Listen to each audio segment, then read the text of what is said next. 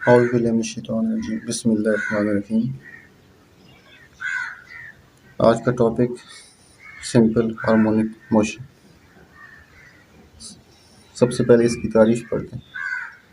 Simple harmonic motion पर अमल para जिस्म का एक्सेलरेशन वस्ती नुक्ता से डिस्प्लेसमेंट के डायरेक्टली प्रोपोर्शनल होता है और एक्सेलरेशन की सिमत हमेशा वस्ती नुक्ता की तरफ होती है।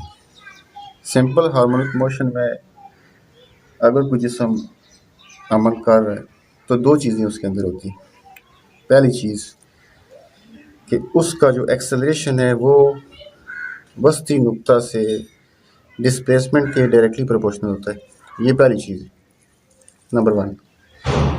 और दूसरी चीज़ ये है कि एक्सेलरेशन की सिमत हमेशा वस्ती नुक्ता की तरफ होती है। ये दो चीज़ें हैं। तो इसको हम इंशाल्लाह डायग्राम से समझने की कोशिश करते हैं। सिंपल हार्मोनिक मोशन का टॉपिक पढ़ने से पहले एक चीज़ ध्यान में रख लें कि ये वाइब्रेटिंग मोशन की एक किस्म है। तो पहले आपको वाइब्रेटिंग मोशन पता होना चाहिए कि वाइब्रेटिंग मोशन क्या चीज़ है। तो वाइब्रेटिंग मोशन की मैं आपको ये एग्जांपल बताता हूँ कि अगर कोई बॉडी, डेफिनेशन इसकी ये है, अगर कोई बॉडी किसी एक पॉइंट के आगे पीछे अपनी हरकत को बार बार रिपीट करता है, बार बार दोहराता है, तो उसकी ये जो मोशन होगी वो वाइब्रेटिंग मोशन होगी। फॉर एग्जांपल, मिसाल के तौर पे घड़ी के अंदर जो पेंडुलम लगा होता है वो एक पॉइंट के आगे पीछे ऐसे अपनी हरकत को रिपीट करता है। इसी तरह बच्चों के झूले की मोशन, कि बच्चे जब झूला झूलते हैं तो वो एक पॉइंट के आगे पीछे हरकत करते हैं। तो अगर किसी बॉडी की मोशन इस तरह हो कि वो एक पॉइंट के आगे पीछे बार बार रिपीट हो, तो इस मोशन को हम कहते हैं वाइब्रेटिंग मोशन। तो वाइब्रेटिंग मोशन अगर ये दो शर्तें पूरी कर दी जो मैंने अंडरलाइन की है, कि अगर एक्सेलरेशन जो है डिस्प्लेसमेंट के डायरेक्टली प्रोपोर्शनल हो और एक्सेलरेशन की जो डायरेक्शन है वो मिड पॉइंट की तरफ हो, मीन पोजीशन की तरफ हो, तो फिर इस वाइब्रेटिंग मोशन को हम सिंपल हार्मोनिक मोशन बोलेंगे। तो डायग्राम से इसकी वजाहत करते हैं। इंशाल्लाह उम्मीद है आपको ये टॉपिक समझ आएगा, लेकिन इसके लिए शर्त है कि ये टॉपिक, ये जो लेसन है मेरा, ये आप पूरा सुनें और पूरा देखें। तो एंड पे पहुंच के इंशाल्लाह आप इस काबिल हो जाएंगे कि इस टॉपिक में किसी किस्म की कोई कन्फ्यूजन आपको नहीं रहेगी। तो एंड तक इसको देखना है आपने। तो बिस्मिल्लाह करते हैं। सपोज ये एक डोरी है और इस डोरी के साथ मास m की एक गोली बंधी है। तो इसे आप पेंडुलम कहते हैं। पेंडुलम एक ऐसा सिस्टम होता है जिसमें एक डोरी और एक गोली जो है, दाती गोली या कोई भी गोली हो सकती है, वो आपस में कनेक्टेड होती है। सपोज ये साकन हालत में है और पोजीशन O में पड़ी है। अब अगर इस गोली को आप उठा के यहाँ से इस पोजीशन पे लेके आए, यहाँ A पोजीशन, इसको हम नाम दे देते हैं पोजीशन है। इस पोजीशन में आप लेके आते हैं और इधर आके आप छोड़ देते हैं, तो ये गोली क्या करेगी, O की तरफ हरकत करेगी। फोर्स ऑफ ग्रेविटी की वजह से ये O की तरफ आएगी। तो O की तरफ हरकत करेगी और इस तरह हरकत करते करते O पे जब पहुंचेगी तो रुकेगी नहीं, बल्कि इनर्शिया की वजह से ये अपनी मोशन को आगे जारी रखेगी। तो O से होते हुए ये बिलफाज यहाँ पे पहुंच जाती है और इस पोजीशन को हम नाम देते हैं पोजीशन B। इसी तरह B पे कुछ लम्हे के लिए गोली रुकेगी और फिर वापस O की तरफ आएगी और O से होते हुए A पे पहुंचेगी। तो इस तरह ये जो गोली है मुसलसल ये अपनी जो मोशन है ये O के आगे पीछे बार बार दोहराती रहेगी। इस किस्म की मोशन को हम कहते हैं वाइब्रेटिंग मोशन। अब ये जो बॉल या गोली जो वाइब्रेट हो रहा है O के आगे पीछे, इसके लिए तीन चीज़ें आपने नोट करनी है। एक, इसकी वेलोसिटी, एक इसका एक्सेलरेशन, एक इसका डिस्प्लेसमेंट, जिसे आप एक्स से करते हैं। ये तीन चीज़ें हमने नोट करनी है कि जो एंड पॉइंट है, एंड पॉइंट से मुराद है ए और बी। तो एंड पॉइंट पे ये तीन चीज़ें जो है ये इनकी वैल्यू क्या है, मिड पॉइंट पे इन तीन चीज़ों की वैल्यू क्या है, ओ पे वी कितना है, ए कितना है और एक्स कितना होगा। इसी तरह जो दूसरा एंड पॉइंट है बी, बी पे हमने देखना है कि वी कितना होगा, ए कितना होगा और एक्स कितना होगा।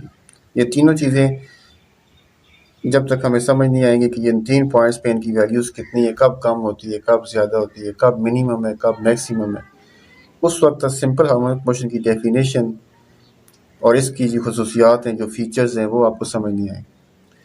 तो सबसे पहले वेलोसिटी को डिस्कस करते हैं, फिर एक्सेलरेशन पे आ जाएंगे और फिर डिस्प्लेसमेंट पे आ जाएंगे।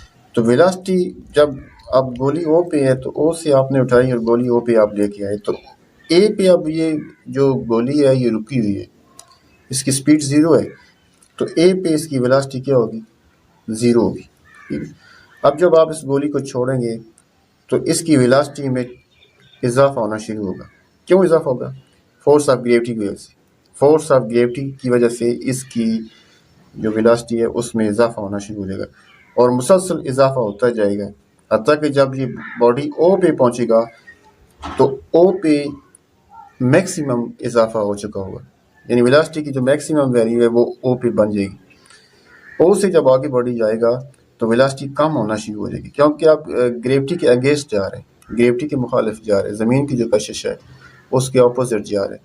तो जब ज़मीन की कशिश के अपोजिट ये गोली जाएगी तो इसकी वेलोसिटी में कमी होगी, तो वेलोसिटी कम होना शुरू हो जाएगी और कम होते होते बी पे पहुंच के वेलोसिटी फिर 0 हो जाएगी कुछ देर के लिए, इंतहाई मुख्तसर वक्त के लिए। तो ए पे वेलोसिटी 0 थी, फिर बढ़ना शुरू हुई और ओ पे पहुंच के मैक्सिमम वैल्यू इसने इख्तियार कर ली और फिर कम होते थे भी, तो मिड पॉइंट पे जो वेलोसिटी है ये मैक्सिमम होगी। ये हो गई जो वेलोसिटी कि एंड पॉइंट पे क्या है, वेलोसिटी कम अज़ कम मिनिमम यानी 0 और मेन पोजीशन पे क्या है, मैक्सिमम। ठीक, इसी तरह एक्सेलरेशन को देख लें। एक्सेलरेशन जो है ये ए से जब आप इस गोली को छोड़ेंगे तो शुरू में जो वेलोसिटी में चेंज आएगा वो ज़्यादा आएगा, जो वेलोसिटी आगे जाएगा, जो गोली ये आगे जाएगी तो ये चेंज जो है ये कम होता जाएगा, शुरू में ज़्यादा होगा। मैं इसकी मिसाल देता हूँ, मिसाल के तौर पे अगर यहाँ पे वेलोसिटी 0 है, ठीक है, ए पे, तो हो सकता है अगले सेकंड पे ये पहुँच जाए 15 मीटर पर सेकंड, उससे अगले पे अब ये 15 का इसमें चेंज है वेलोसिटी में, एक्सेलरेशन जो है वो 15 है, ठीक है, एक सेकंड में। हो सकता है अगले सेकंड में ये 25 हो जाए, ठीक है, 10 का चेंज हो गया, इससे अगले सेकंड में हो सकता है ये 20 पे आ जाए, तो वेलोसिटी जो है वो क्या हो रही है, सॉरी 30 पे हो जाए, तो वेलोसिटी ज़्यादा हो रही है लेकिन जो चेंज है वेलोसिटी में वो क्या हो रहा है, कम हो रहा है। और इसके बाद आगे इधर यहाँ पे हो सकता है 33 पे आ जाए, ठीक, यहाँ पे हो सकता है 32 पे आ जाए और कुछ देर के लिए ये 32 रहेगी और फिर 32 से कम होना शुरू हो जाएगी और ये 30 पे जाएगी और फिर हो सकता है 33 पे चली जाए, 30 पे आ जाए, 30 के बाद हो सकता है ये 25 पे आ जाए, ठीक है, उसके बाद फिर ये 15 पे आ जाए और फिर वापस जब बी पे पहुँचे तो 0।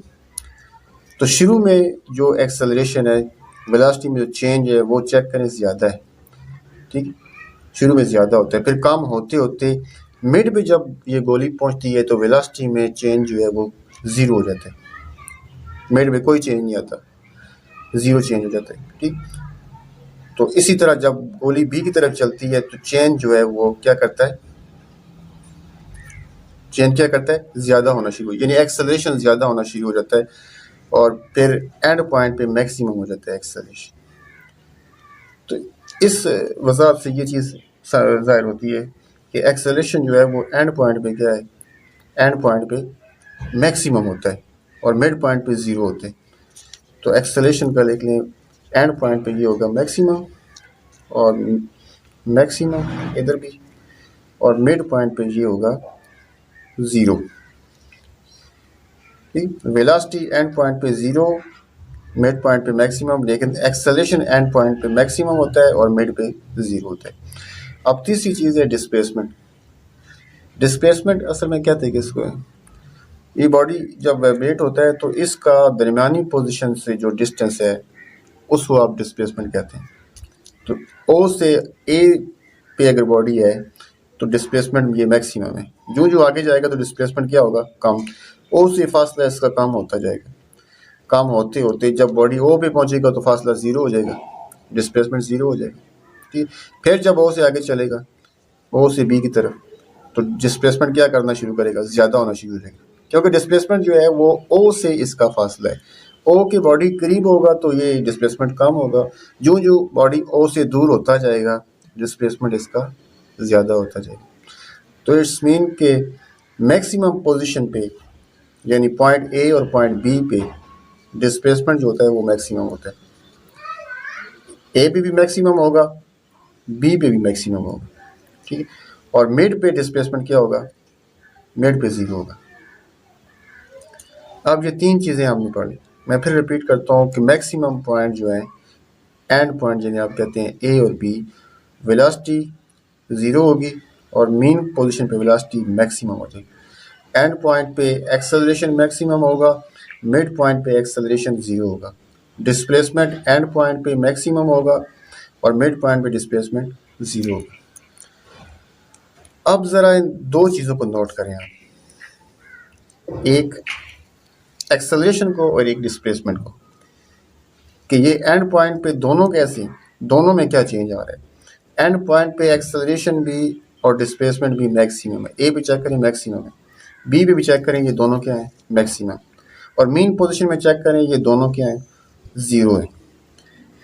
इससे क्या साबित होता है, इससे साबित होता है कि एंड पॉइंट पे अगर दोनों मैक्सिमम है और मीन पॉइंट पे दोनों ज़ीरो है तो इसका मतलब है अगर एक की मिकदार में इजाफा होता है तो दूसरे की मिकदार में भी इजाफा होगा, अगर एक की मिकदार में कमी होगी तो दूसरे की मिकदार में भी कमी होगी, क्योंकि देखें ए पे दोनों मैक्सिमम है। अब जब आगे चलेगा तो दोनों कम होंगे, ए भी कम होगा एक्स भी कम, हत्ता कि कम होते होते मीन पोजीशन पे दोनों ज़ीरो हो जाएंगे। फिर जब ओ से बॉडी जाएगा बी की तरफ तो ये दोनों बढ़ना शुरू कर देंगे और बढ़ते बढ़ते बी भी जाके ये दोनों मैक्सिमम हो जाएंगे। इसका मतलब है कि ए इंक्रीज करता है तो बी इंक्रीज करता है, ए डिक्रीज होता है तो एक्स भी क्या होता है डिक्रीज होता है। तो अगर एक मिकदार में इजाफा हो दूसरी में भी इजाफा हो जाए, एक में कमी हो दूसरी में भी कमी हो जाए, तो इसको हम कहते हैं कि दोनों मिकदारें आपस में डायरेक्टली प्रोपोर्शनल है। और इसको मैथमेटिकली यूँ लिखते हैं, A is directly proportional to X. तो सिंपल हार्मोनिक मोशन में पहली चीज़ यही होती है कि चेक करें तारीफ में एक्सेलरेशन जो है वो वस्ती नुक्ता से डिस्प्लेसमेंट के डायरेक्टली प्रोपोर्शनल। यही चीज़ मैंने साबित कर दी कि एक्सेलरेशन जो है डिस्प्लेसमेंट के डायरेक्टली प्रोपोर्शनल है। दूसरी चीज़ जो है कि एक्सेलरेशन की सिमत हमेशा वस्ती नुक्ता की तरफ होती है, तो इसको भी हम साबित करते हैं कि क्या पेंडुलम की हरकत जो है ये इसमें एक्सेलरेशन जो है वो मिड पॉइंट की तरफ होता है कि नहीं होता है। सबसे पहले तो आप ये समझ लें कि एक्सेलरेशन की सिमत आप किस तरह फाइंड करते हैं, कैसे मालूम करते हैं।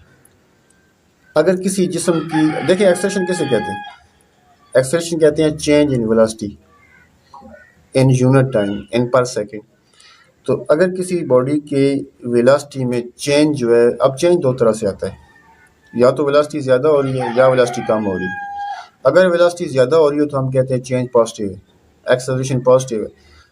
तो अगर एक्सेलरेशन पॉजिटिव हो तो फिर एक्सेलरेशन की डायरेक्शन वही होती है जो फोर्स की डायरेक्शन होती है, जिस सिमत में फोर्स लग रही है, ठीक है, या जिस डायरेक्शन में बॉडी जा रहा है वही एक्सेलरेशन। लेकिन अगर एक्सेलरेशन नेगेटिव है, वेलोसिटी कम हो रही है, तो एक्सेलरेशन की सिमत जो है ये फोर्स की सिमत में होगी, और फोर्स की सिमत उस वक्त जिस सिमत में बॉडी जा रहा है उसके ऑपोजिट होगी। इसकी मिसाल मैं इस तरह देता हूँ कि अगर कोई बंदा मिसाल के तौर पे मोटरसाइकिल पे बैठा हुआ है, तो अगर वो एक्सेलेरेटर को दबाएगा तो वेलोसिटी में इजाफा होगा, एक्सेलरेशन पॉजिटिव होगा, तो उस वक्त एक्सेलरेशन की सिमत आगे की तरफ होगी। वेलोसिटी ज़्यादा होगी, एक्सेलरेशन की सिमत आगे की तरफ। वेलोसिटी अगर वो ब्रेक लगाता है तो वेलोसिटी कम होगी, उस सूरत में एक्सेलरेशन की सिमत पीछे की तरफ होगी, ऑपोजिट साइड, मोशन की ऑपोजिट साइड पे होगी। अब इधर आप चेक करें कि एक्सेलरेशन जब ज़्यादा होता है तो वेलोसिटी जब ज़्यादा होती है तो उस वक्त एक्सेलरेशन की सिमत किस तरफ। अब देखें जब बॉडी ए से जाता है ओ की तरफ तो वेलोसिटी में क्या हो रहा है, इजाफा हो रहा है। इंक्रीज हो रहा है। अब वेलोसिटी में इजाफे का मतलब है कि यहाँ ए से अगर बॉडी ओ की तरफ जाएगा तो एक्सेलरेशन क्या है, पॉजिटिव है। अगर पॉजिटिव है तो फिर एक्सेलरेशन की सीमत क्या होगी, आगे की तरफ जिधर बॉडी जा रहा है। तो ए से ओ की तरफ बॉडी जा रहा है, तो ए से ओ की तरफ एक्सेलरेशन भी किधर होगा, आगे की तरफ, यानी कि पॉइंट ओ की तरफ होगा। पॉइंट ओ पे जब बॉडी पहुंचेगा और बी की तरफ चलना शुरू करेगा तो वेलोसिटी में कमी आनी शुरू हो जाएगी, वेलोसिटी में कमी आनी शुरू होगी। तो वेलोसिटी में कमी आने का मतलब है कि एक्सेलरेशन जो होगा वो नेगेटिव होगा, यानी ओ से बी की तरफ बॉडी जाएगा तो एक्सेलरेशन नेगेटिव होगा। तो जब एक्सेलरेशन नेगेटिव होता है तो उसकी डायरेक्शन मोशन की डायरेक्शन के ऑपोजिट होती है। अब ओ से बी एक्सेलरेशन नेगेटिव है, तो इसका मतलब है बॉडी जब ओ से बी की तरफ जाएगा तो एक्सेलरेशन किधर होगा, पीछे की तरफ होगा। इसका मतलब है कि एक्सेलरेशन की जो डायरेक्शन है, जब बॉडी ओ के आगे पीछे हरकत करेगा तो इस हरकत के दौरान हर वक्त एक्सेलरेशन की सिमत जो है ओ की तरफ रहेगी। तो यही दो चीज़ें हैं। अगर कोई वाइब्रेटरी मोशन में बॉडी अमल कर रहा है, उसके अंदर ये दो चीज़ें हों, एक उसका डिस्प्लेसमेंट एक उसका एक्सेलरेशन डिस्प्लेसमेंट के डायरेक्टली प्रोपोर्शनल हो, और एक एक्सेलरेशन की सिमत वस्ती नुक्ते की तरफ हो। तो इस किस्म की वाइब्रेटरी मोशन को हम कहते हैं कि वो सिंपल हार्मोनिक मोशन है। तो लिहाजा पेंडुलम के साथ अगर कोई बॉडी बंधा हुआ है, इस तरह एक गोली बंधी हुई है, मुंसलिक है, तो इसकी जो मोशन होगी वो क्या होगी, सिंपल हार्मोनिक मोशन। अब सिंपल हार्मोनिक मोशन की कुछ खसूसियात जो बुक में लिखी है मैं उनको रिपीट कर देता हूँ कि सिंपल हार्मोनिक मोशन में नंबर 1 पे क्या है कि कोई बॉडी जो है वो एक नुक्ते के आगे पीछे अपनी हरकत को रिपीट करता है, ये पहली खसूसियत होती है। तो इसमें चेक कर लें, ये ओ के आगे पीछे अपनी हरकत को रिपीट कर रहे हैं। दूसरी उसकी खसूसियत ये है कि सिंपल हार्मोनिक मोशन पे जब कोई जिस्म अमल करता है तो इंतहाई पोजीशन पे उसकी वेलोसिटी ज़ीरो होती है और वस्ती पोजीशन पे वेलोसिटी ज़्यादा से ज़्यादा होती है। चेक कर लें, मैंने सारा समझा दिया आपको ये। इसी तरह इंतहाई पोजीशन पे एक्सेलरेशन मैक्सिमम होता है और मीन पोजीशन पे एक्सेलरेशन ज़ीरो होता है, ठीक है। और चौथी जो है कि एक्सेलरेशन की सिमत जो होती है वो हमेशा वस्ती नुक्ते की तरफ होती है। ये सारी चीज़ें मैंने आपको इस डायग्राम से समझा दी। उम्मीद है आपको ये टॉपिक समझ आ गया होगा। अल्लाह हाफ़िज़।